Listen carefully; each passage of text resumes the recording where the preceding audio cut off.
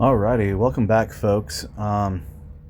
Today I'm gonna do a quick rundown of how I go through making over a guitar. This is a 2002 Indonesian-built Squier Fender. Found this grody guitar at an antique mall in the heart of Mesa, Arizona.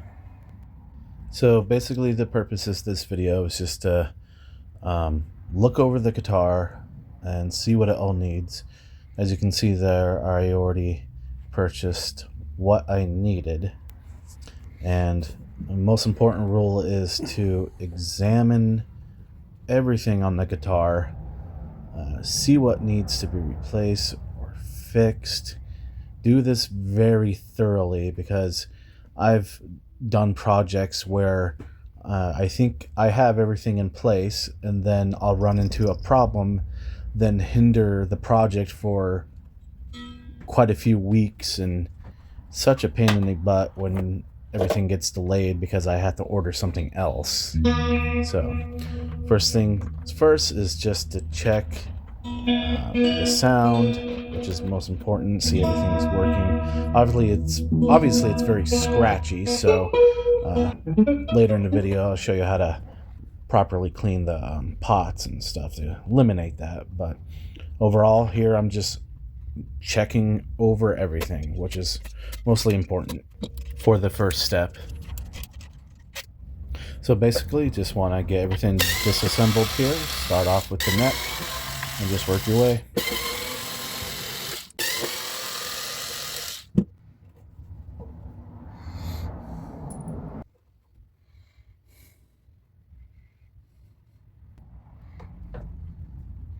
Personally, I've never seen a guitar just bluntly just state what day and year it is.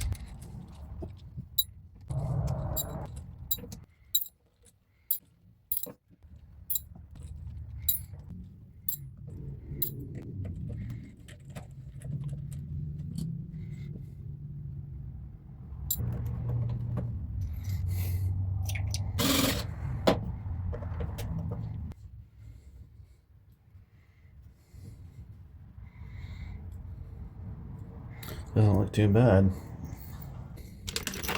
As it should be stated, make sure everything's labeled and put in bags properly.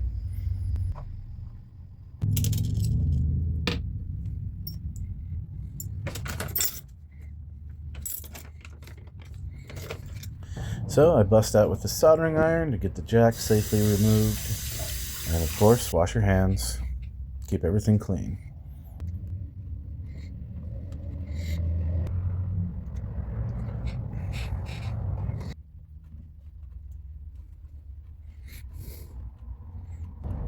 Checking for corrosion or rust. This was in excellent shape for a guitar being over 20 years. The body, on the other hand, is very grody and in rough shape. So shortly I'll show you how to get this pretty much polished up and cleaned up. So basically, two chemicals I like to use, white vinegar and Goo Gone. I pretty much put that crap on everything. Really good at removing adhesives, gunk, as you can see here. Excellent product. Also, if it's too rough, just use your fingernails.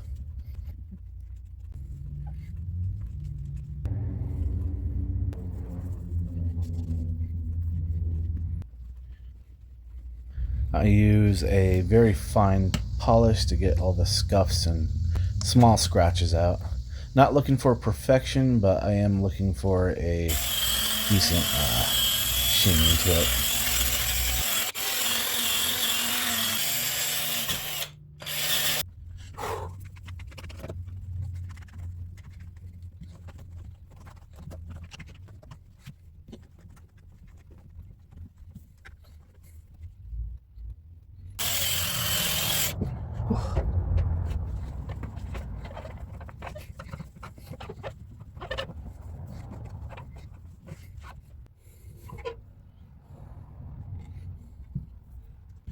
I always shield my inside of the guitars with copper tape.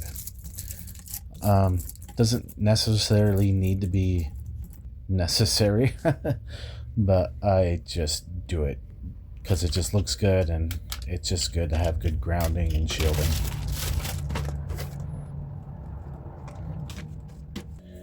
Why would they put this in such a massive package? Decided to go with the black shell and orange pickup covers. I really like contrast on my instruments. It really draws your eye to the center of the instrument.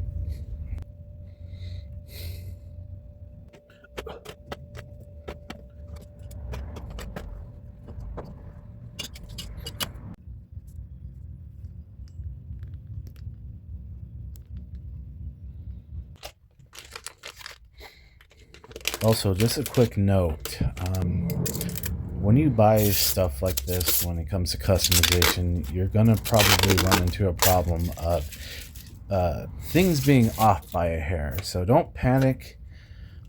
If you have the right files and grinders, you just have to make some slight adjustments to make everything fit.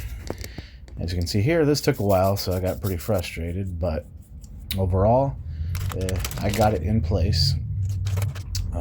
Make sure you clean all your little components and stuff. I use white vinegar again, of course. Get this all assembled here, looking pretty sharp.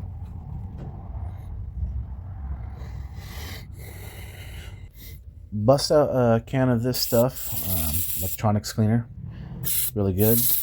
Give it a few blasts in there and get everything all out, get all the gunk out. Very helpful to reduce the scratchiness of your pots. Again, I like white vinegar, really blast all the dirt and gunk. I like to pull up all the posts on each individual saddle.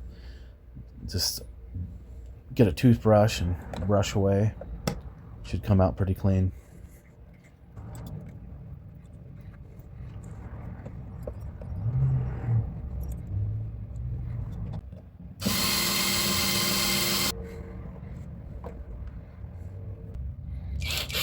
Quick note here, I put the neck in the pocket to basically position the pick guard, which is very helpful because like I said, you're going to run into things that aren't quite necessarily perfectly in place.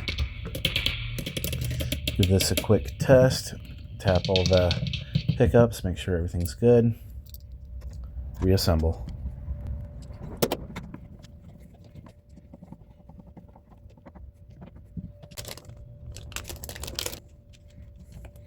Also, sometimes you'll run into super wide gaps.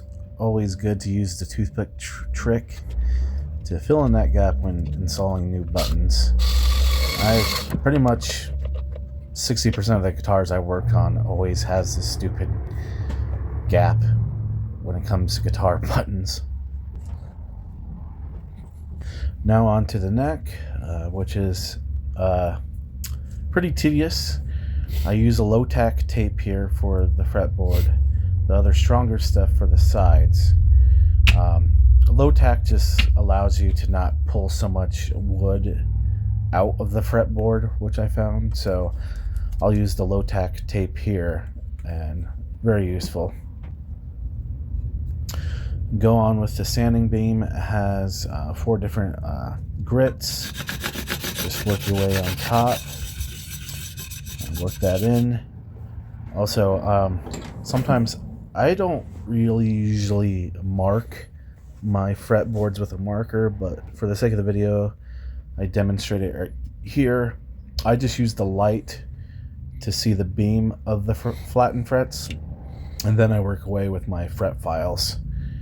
As you can see here, it's kind of hard to see, but you get a very fine line when everything's crowned. When you go at it with your crowning files, make sure to brush all your shavings away. And this is the tedious part here. It's just going down through the grits of just each individual fret to get that nice fine shine and polish. Then I finish it off with some fine polish. And it comes out pretty glossy and shiny. Make sure to wipe away all that excess. As you can see here, smooth.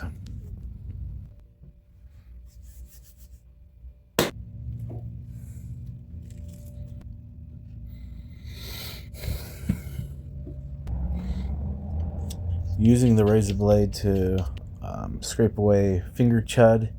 This one wasn't that bad, so just hit it with some Goo Gone to get all the dirt out.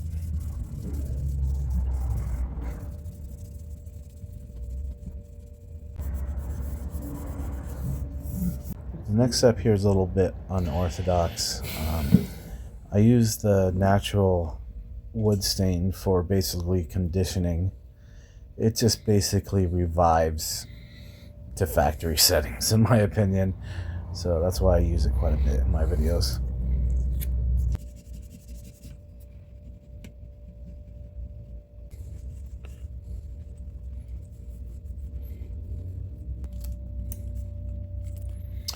This sucker needed a new nut, and I promise you I did glue this in place. I am not lying.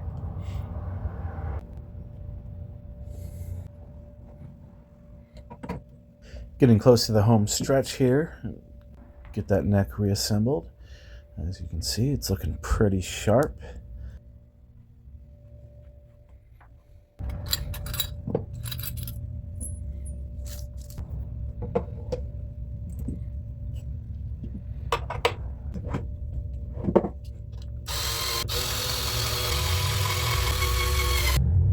As of late, I've been really liking these 9.5s by Ernie Ball.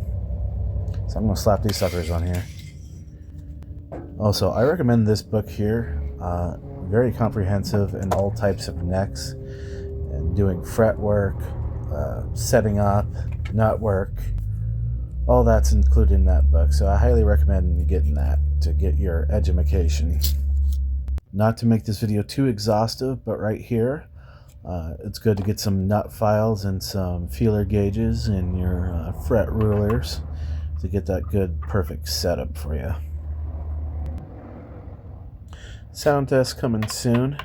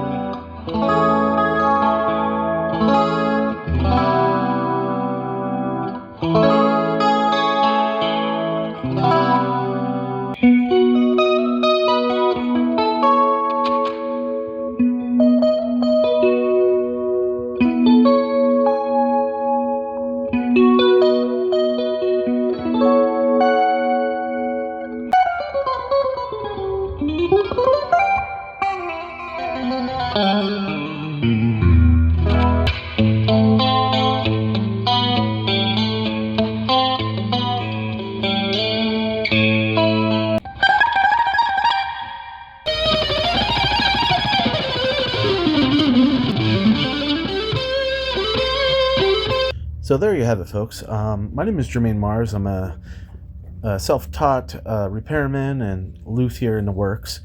If you like this type of content, make sure to like, comment, and subscribe. Let me know what you would have done to this. Always love hearing feedback from you guys. Until next time, take care and God bless. Make sure to check out my plethora of shorts, and I will see you in the next one.